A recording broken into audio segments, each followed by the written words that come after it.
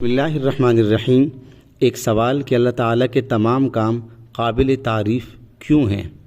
اس کا جواب دیتے ہوئے شیخ الاسلام مفتی محمد تقی عثمانی صاحب اصلاحی خطبات جلد 17 صفحہ 275 پر فرماتے ہیں، کبھی کبھی انسان کے دل میں یہ خیال پیدا ہوتا ہے کہ کائنات میں بہت سے واقعات ہمیں ایسے نظر آتے ہیں جو دیکھنے میں اچھے نہیں لگتے، جن کی بظاہر تعریف نہیں کی جاتی، جن کو دیکھ کر صدمہ ہوتا ہے، جن کو دیکھ کر تکلیف ہوتی ہے۔ مثلا کسی انسان کے ساتھ ظلم ہو رہا ہے، کسی انسان کے ساتھ زیادتی ہو رہی ہے، کسی کو ناحق قتل کیا جا رہا ہے، کسی کے اوپر ڈاکے ڈالے جا رہے ہیں۔ یہ سارے کام بھی تو اسی کائنات میں ہو رہے ہیں، اور ان میں سے کوئی کام ایسا نہیں جس کی تعریف کی جا سکے۔ تو پھر یہ کہنا کہ اللہ کے تمام کام قابل تعریف ہیں، یہ کیسے درست ہوا؟ جبکہ بہت سارے کام کائنات میں ہمیں ایسے نظر آتے ہیں جو قابل تعریف نہیں ہیں، جن کے اندر کوئی نہ کوئی تکلیف کا پہلو ہوتا ہے، کوئی منفی پہلو ہوتا ہے، جس کے بارے میں دل میں یہ خیالات اور اعتراضات اور شکوک و شبہات پیدا ہوتے ہیں۔ در حقیقت جب اللہ تعالیٰ نے فرمایا الحمدللہ تو ساتھ آگے فرمایا رب العالمین، در حقیقت رب العالمین کے لفظ میں اس سوال کا جواب بھی موجود ہے۔ وہ یہ ہے کہ یہ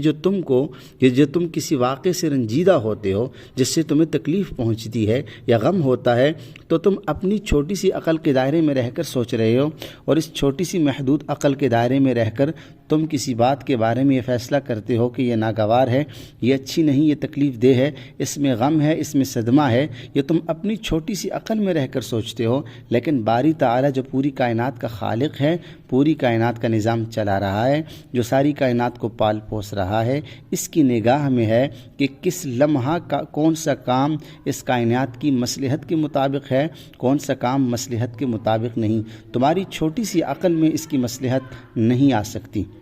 اس کی مثال یوں سمجھو کہ اگر ایک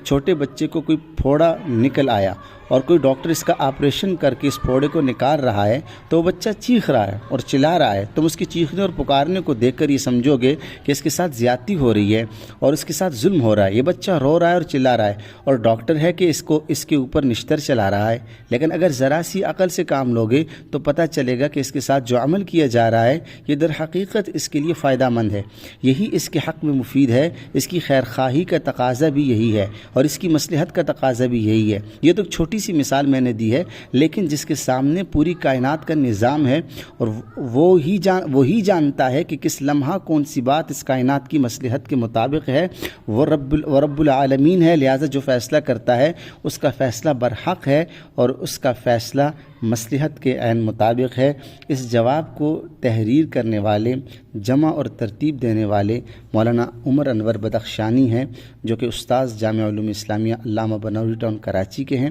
اور انہوں نے ایک کتاب اسلام اور دور حاضر کے شبہات و مغالطے میں صفحہ 37 پر اس جواب کو رقم فرمایا ہے۔ اللہ تعالی ہم سب کو اپنی تعریف کرنے کی توفیق عطا فرمائے۔